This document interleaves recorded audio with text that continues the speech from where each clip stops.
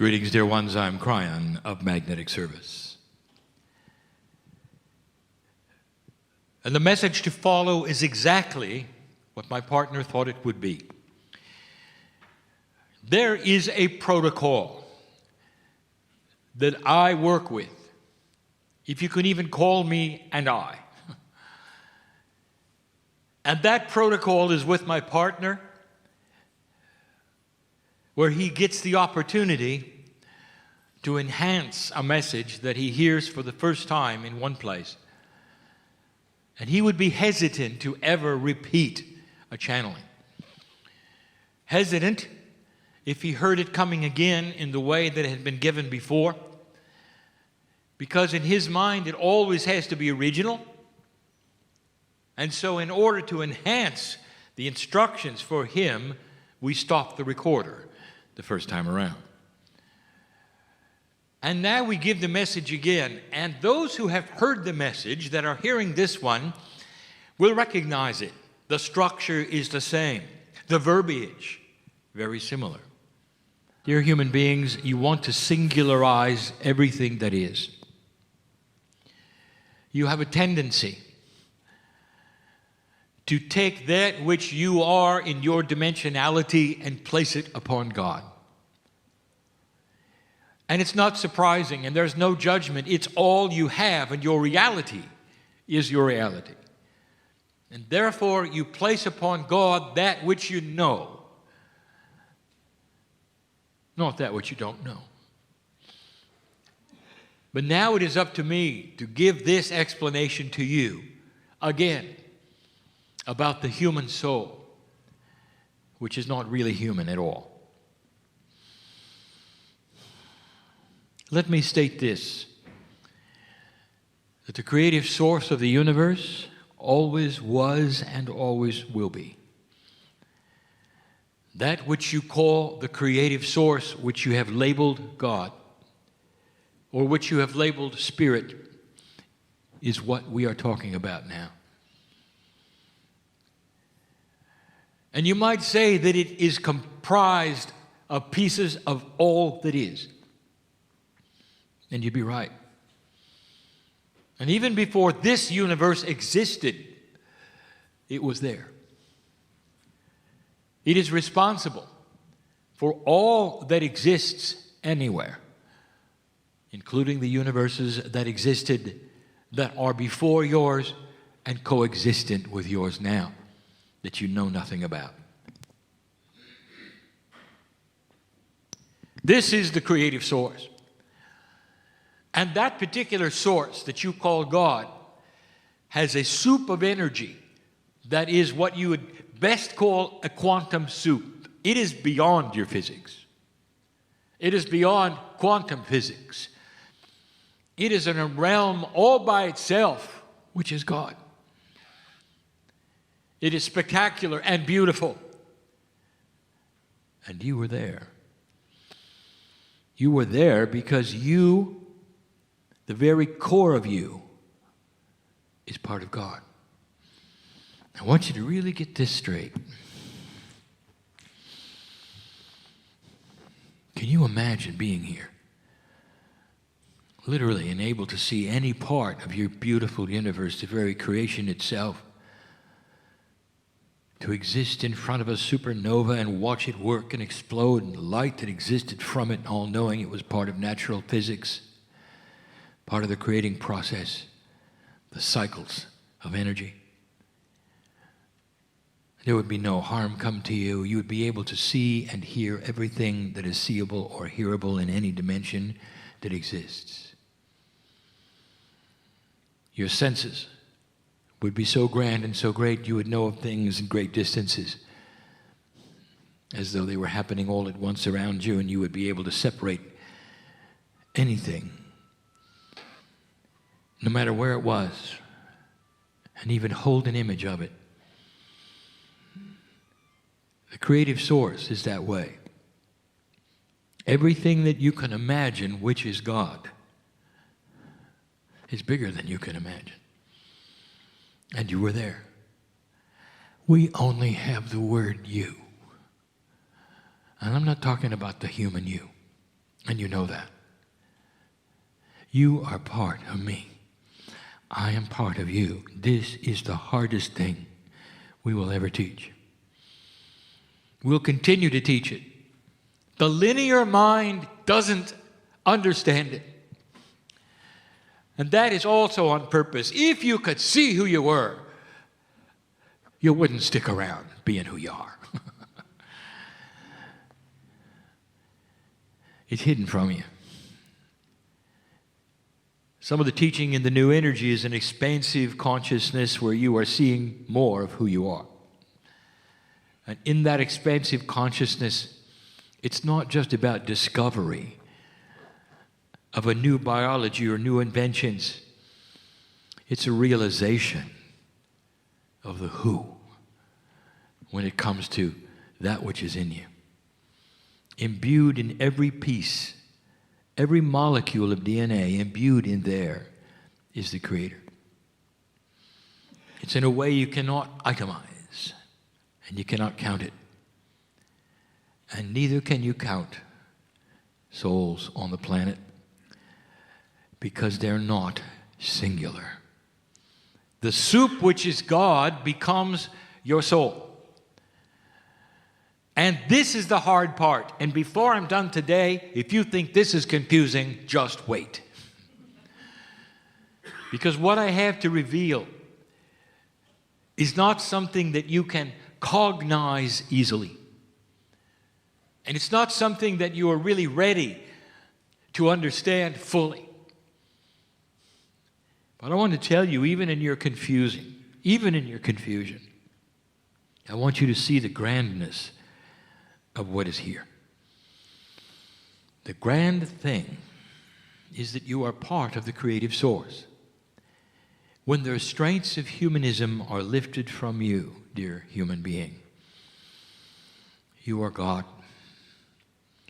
And you are not a part of God, you are God. Because the soup of God does not compartmentalize itself and slip into human bodies with names and personalities. And that is what I want to tell you. Number one, the souls that are in you are not singular, they are part of the whole. That's easy to say, but hard to grasp. When you look at another human being and you give them the honoring of greeting the God inside, which you have often said, namaste. You greet the God in them that is the God in you. Did you ever think they're the same soul? No. You have your soul, they have theirs. That's what you think. And it's the best you can do. Because if you combine them together, there are problems with your mind. The mind that is linear and wants your soul to be yours alone will keep you from understanding this message. And what I'm going to tell you is that when you cross the bridge of understanding, you'll understand that it amplifies things. It does not change them and subtract in their magnificence. There is no such thing as a singular soul. It is always connected to the whole. The soup of God is always in a soup. You might call it a collective if you wish, and it does not separate itself. Pieces and parts of it, if you wish to call it that, inhabit the human body and consciousness, and you identify it as your soul. My partner's teaching this year will be about the 9 attributes of the human being, and 3 of those are the soul group. And he talks about the core. And that is what you feel when you get into a deep meditative state. You touch the core, and you think it's you. It isn't. It's everybody. And that's why it is so magnificent.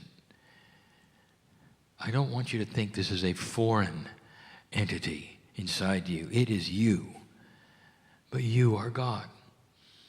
The only linear thing is that humans live in 3D and never see the connection. And here's what it means. Now, my partner, we're going to be more succinct this time than we were last, and we will not break out into other teachings as we did before. I'm speaking to my partner who sits in the chair about what is coming that might be different than what was given before. I'm going to break some paradigms that you've been taught. The human soul is creator. It does not belong to humans. It is part of creation that is in you. Therefore, there's no such thing as a soul in a learning capacity. Souls don't learn. Humans do. And yet you are told sometimes that they are specific groups of souls, and that some are more, what you'd say, wise than others. My partner uses the word old soul. You're all old. It's just that some of you have been humans longer than others. Old soul doesn't even make sense, because there is no time of a soul. Always was, always will be. Part of God. And then that is not a correct label, old soul. But humans will continue to use it because it means something different than what it is. There's no such thing as souls that are in a learning capacity to be better souls, going to some place else where they would be graduate souls. This is all in the purview of the mind of the human being who is attached to human things. Humans learn. Humans graduate. Human moves from one level to another. Souls do not, dear one. And so get used to this. What if I told you?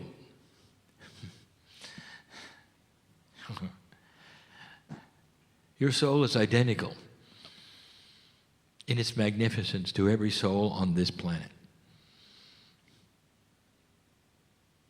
What's the worst human being you could think of? In history, alive now, worst one has the same soul you do. And what should that tell you about free choice? It tells you that this specific, magnificent piece of God is available at full strength, really, to any human by free choice who wishes to look there. We gave you a channel once before that said what the rules were of spirit was that we cannot intervene with free choice. We can watch you make the mistakes. We can watch you turn your back upon what is inside you that's magnificent. We can watch you develop evil. And we can't do anything. It has to be you. It has to be that which is human that makes the choice. Those who have been humans longer on this planet make better choices because they are aware of the God inside at some level. That's just one attribute that I want to demystify how this works. This one is similar. There is no advancement of souls. You should know this. There is this feeling that human beings have that you start as an animal and graduate to a human.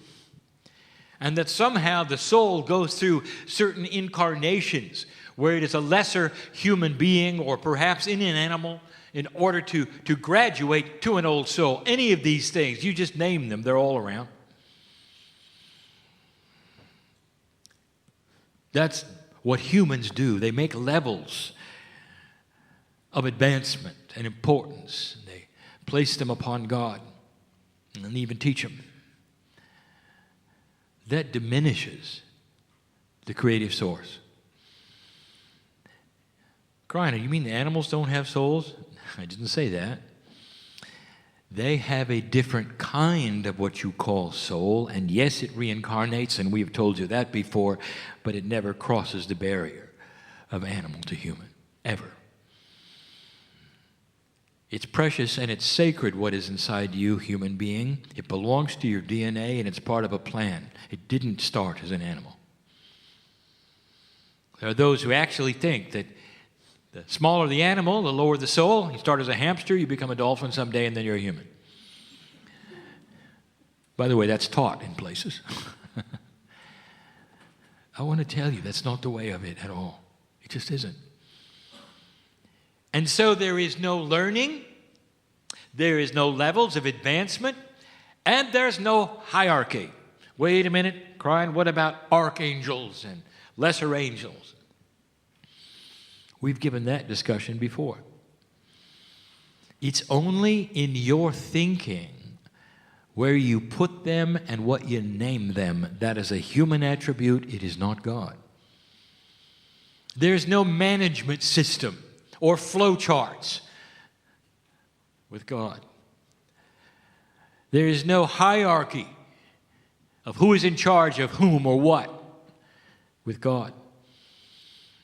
It is a system that is known by all. It is beautiful, and it is sacred, and it is perfect.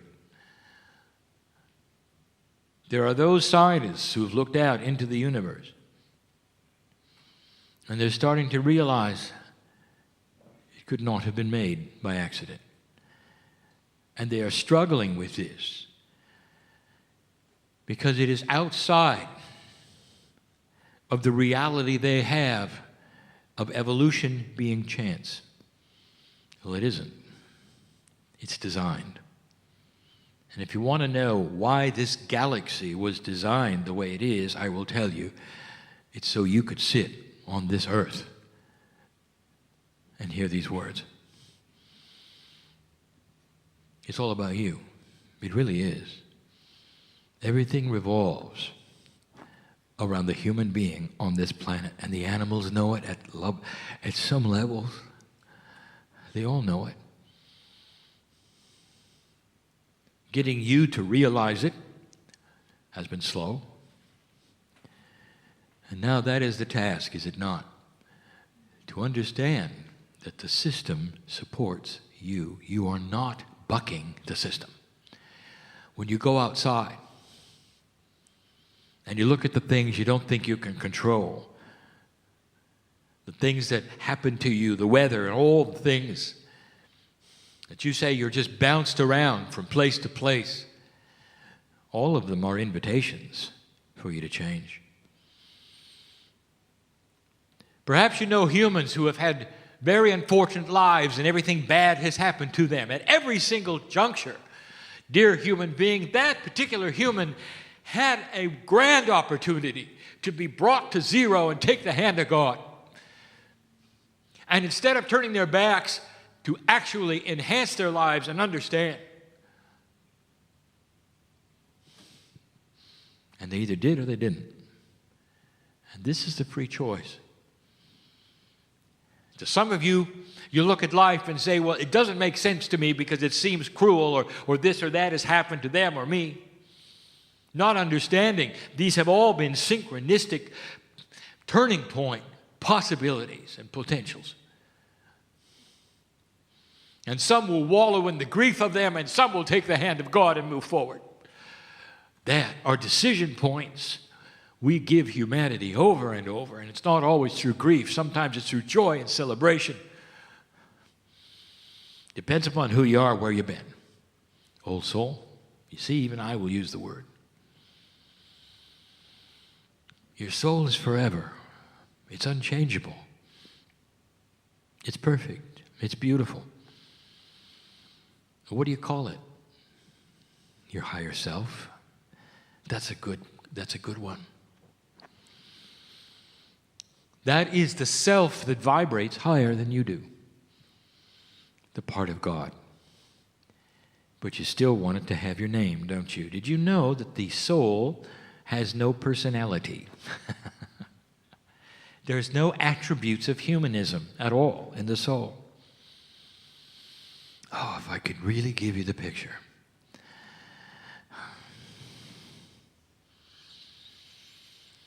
I would love you to see it. The perfection of the universe that you share with every other human being on the planet. Do you know what increased human consciousness really is? It's building the bridge to connectivity. when you start to understand that really you're all the same. My partner has spoken about the evolution of religion on the planet Earth. And the thing that to expect, that we have asked you again to look for, is how religion, organized religion, will shift. The question has arisen, will it survive? And the answer is yes.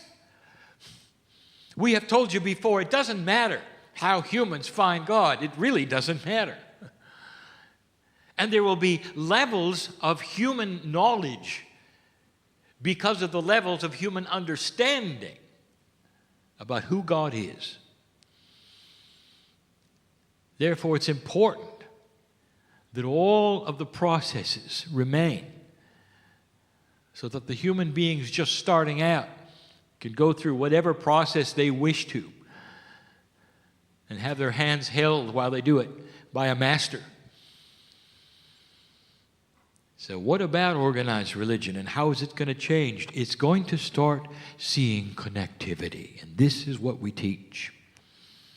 There's going to be an understanding and a revelation, perhaps even a return to the original teachings that they will then look at, which honors all the other belief systems. When the religions of this planet join together and realize they are unique and they are okay to worship the way they wish to, and at the same time acknowledge the others' rights to worship the way they want to, you will see an expansion on this planet of spiritual work and knowledge and understanding and compassion. But as long as they separate into groups that say, we know how to worship the one God better than you know how to worship the one God, you're in trouble. And you knew that, didn't you? Religion is not going to diminish or go away. It's going to get bigger, especially when it is one that is what I will call compassionate to all the others. Isn't it interesting, on your planet, there is a full realization of a monotheistic God, one God. And most of the earth believe even in the afterlife. And yet, you segment yourself into thousands of pieces deciding who is right to worship the one God. That is what will change. It's about connectivity. And what I'm about to give you will challenge your perception of connectivity. We bring up the subject next,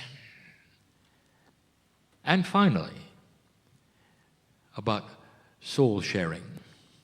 You're not going to like this, dear ones, because it breaks the paradigm of your traditional thought. We'll start easy. We'll start simple, and then we'll get hard. Soul sharing. Have you heard of a walk-in? All right, let's talk about what it is. What you think it is, what you're taught it is, the problems of logic and singularity that exist. Here is what you're often told. A human being will pass and come back. But in order to come back quickly and move over the growing up period, in order to accomplish things quicker, they will soul share at approximately the age of 8 to 13 with another soul that is grown up already. That's the walk-in. And so now you have two souls, supposedly, in one body. Follow me so far? So now the walk-in has an attribute that you have to ask about, and many have.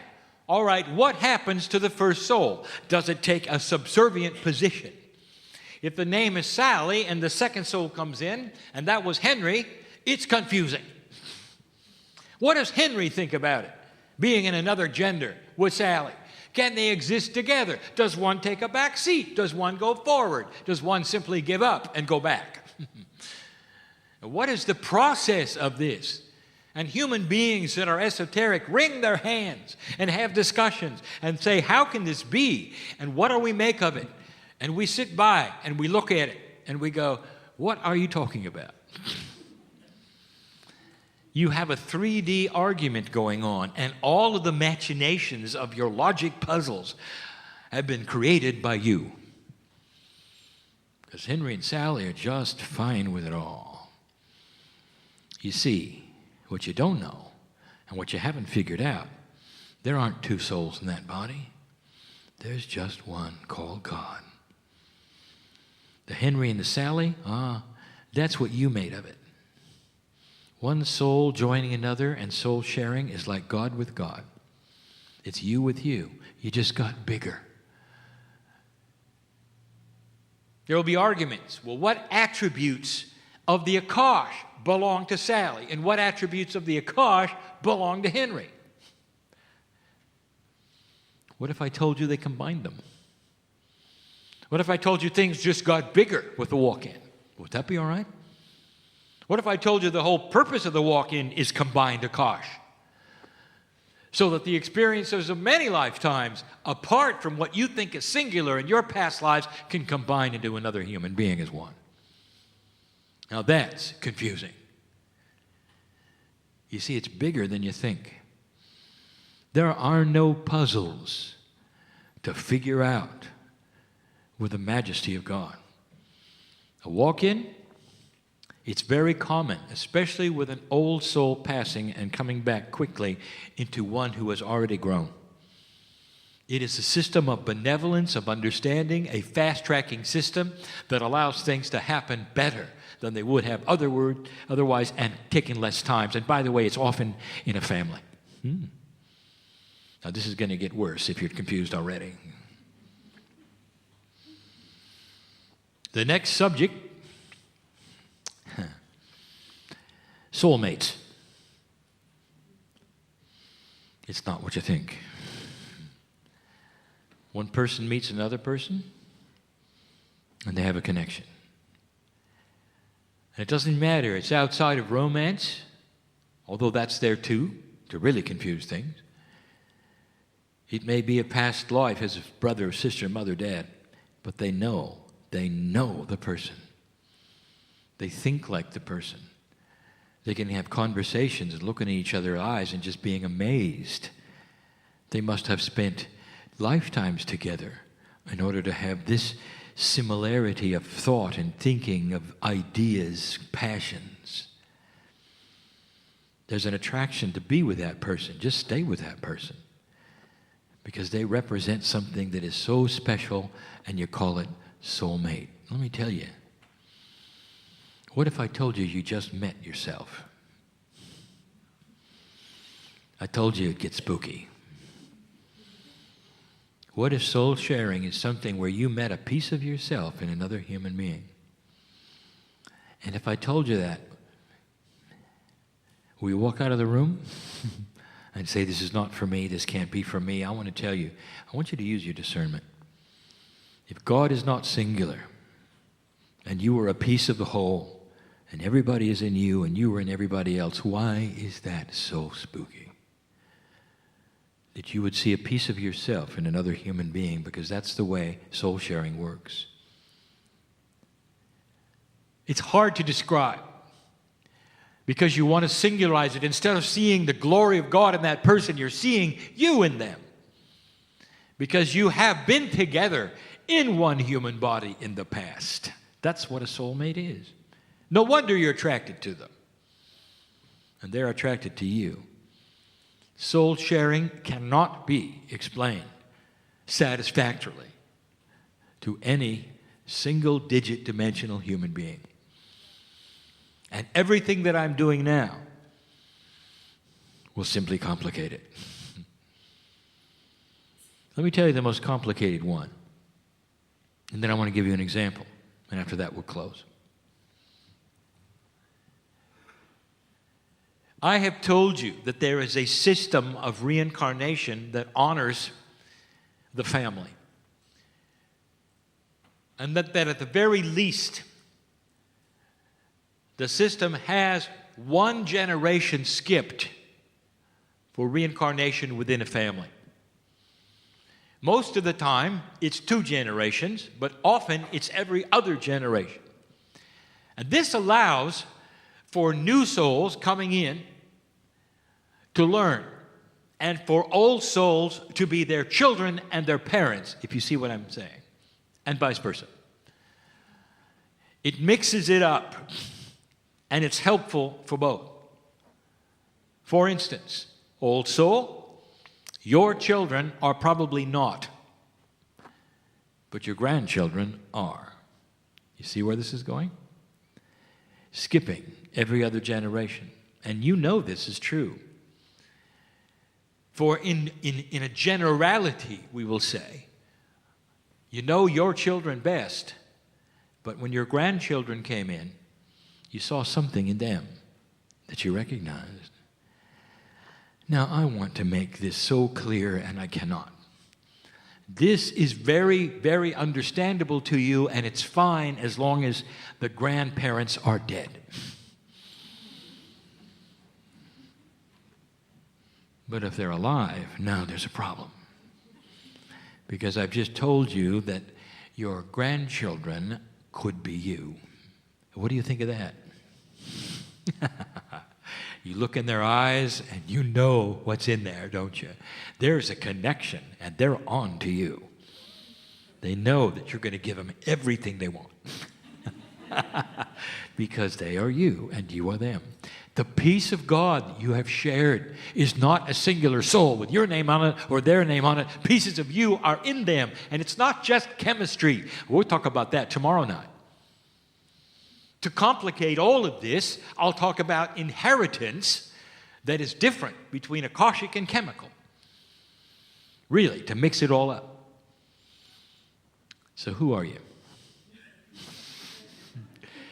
Who are you? Is it possible? The more you get to know each other, the more you see the same God in all of you. The connectivity is what solves the problems of human variety, of you not getting along. There'll come a day, dear ones, if you follow the same progressions of those before you on other planets who have gone through this before, there'll come a time when you acknowledge the similar God in all of you first, and then the personality differences second. This is a secret to peace on earth. Looking at the other one and knowing their desires are the same as yours. That it's compassion, not trickery. It's generosity and not bullying. And you start to look at what creates what it creates in personalities differently and aside from the God inside. You'll see their degree of awakening and help them to do what you've done through what you can show them in your graciousness and in your maturity in how you live. That's the only vehicle of teaching other human beings about God that we have to give you. Let me give you a little story, and then we close. I want to talk about Evelyn, the everlasting tree.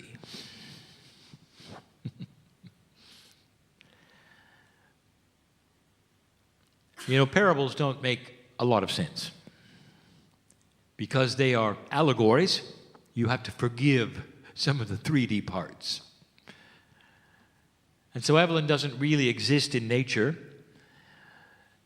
in the same way.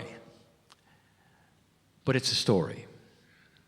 And it's close enough to what nature does so that you will understand. Evelyn had an essence about her as a tree. The essence of Gaia was there, and she knew she was Evelyn. She had the consciousness of a grand plant that she was.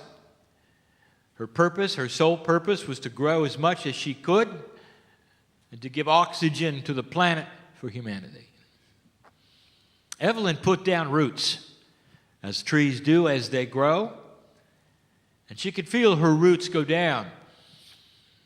And they would then absorb those things which she needed for her growth.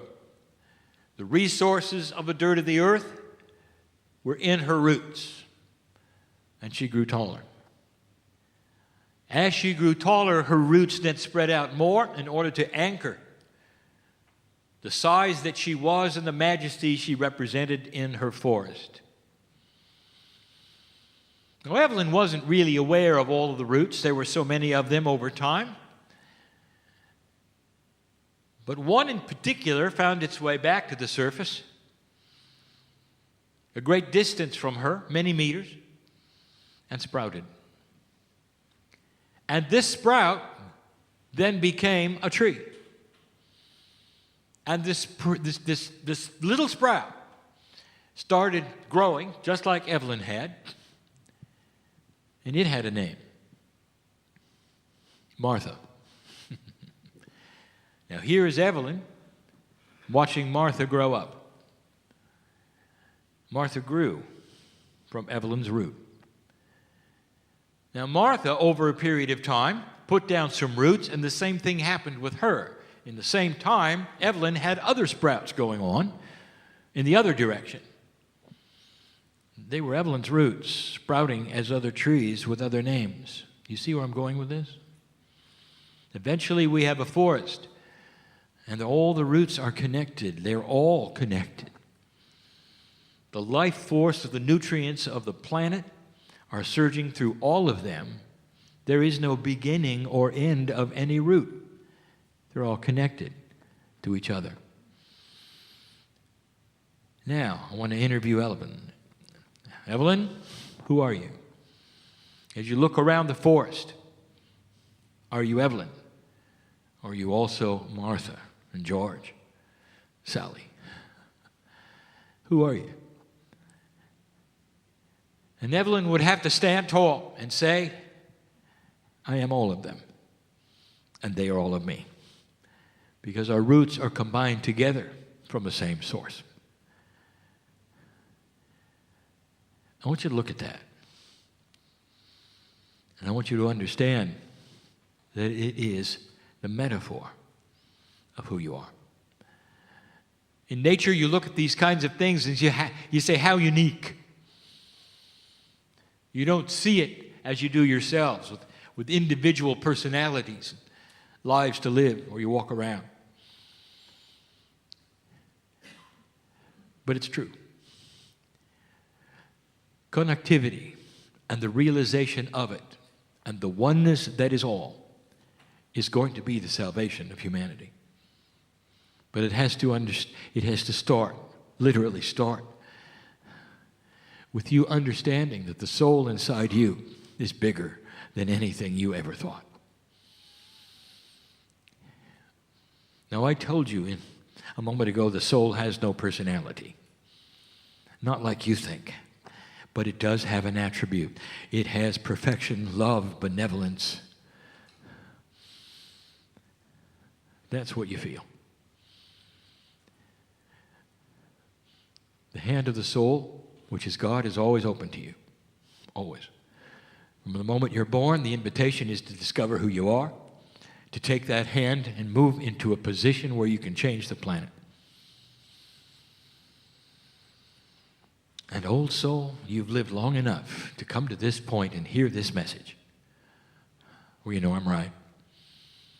Because this is the time to take that hand. It's got to be with your free choice, with your intent, and with your understanding. That's what I want to do. Don't do anything because you should. Or because you came to a meeting and heard a channel that may have moved you. Now you should do something. Don't do that. I want you to sit by yourself alone in a chair and ask your body, is there more? And it will shiver in response. And the first thing it's going to say is, what took you so long to ask? And it'll say, yes. And that is the beginning of discovery. My partner did that. He did it 23 years ago. He started with himself. He was afraid. What energy is talking through me? How could it do this? Is it the devil? All of the things that linear minds go through tradition and training and misinformation was there. All of it. Until he got to a place of pure emotion where he wept with the understanding that he was more than he thought. And it led him right to the source. That's the invitation, dear one, of every single human being on the planet. If you relax and talk to that which is your innate in your body and let it help guide you to the truth, you'll get it. Don't listen to me. Don't listen to another human being. I want you to start listening to you. Start asking yourselves and yourselves what it is you need to know. And it'll tell you. Is this channeling real or is it not? Use your discretion and your discernment and all the words you want. Discern the energy of the day. My partner steps aside for this, and now he comes back in a moment. All this time to give you a message of love coming from that source, which is you. You ought to recognize this voice. Not the human voice, the other one that's been talking to you in the third language all this time. Whispering, listen, listen, listen. This is what you came for. It really is. Dear old soul, you are the hope of the planet.